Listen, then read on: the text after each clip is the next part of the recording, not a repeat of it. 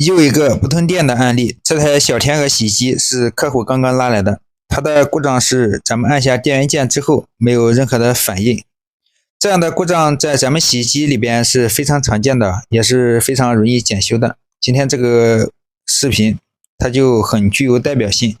以后如果是你家的洗衣机出现不通电的问题，不管什么品牌的，都可以按照此方法检修。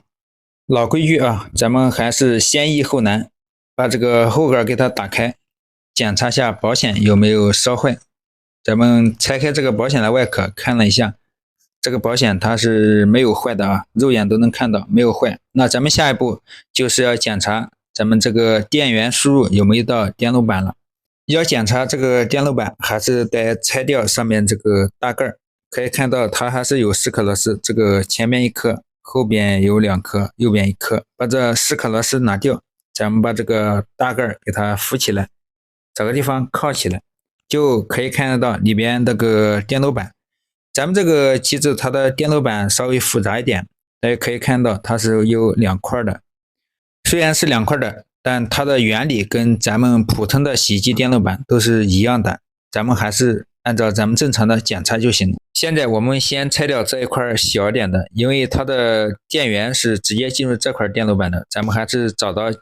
电源的输入线。如果你不知道哪2根线是电源输入线的话，咱们还是看一下电路头。咱们从电路头上可以看得到，这里边是一根黄色的和这个橙色的，就是咱们的电源输入线。那咱们直接在电路板上找到这2根线，用咱们的万能表检测一下有没有220伏的电压输入。来，我们用表测一下，很显然有电压输入啊。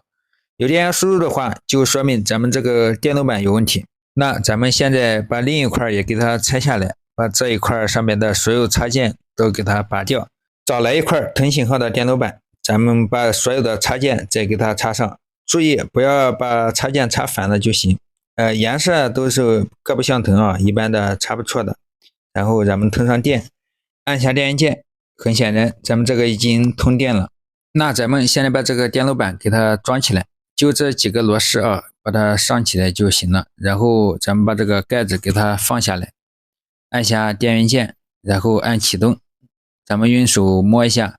咱们后边这个进水阀，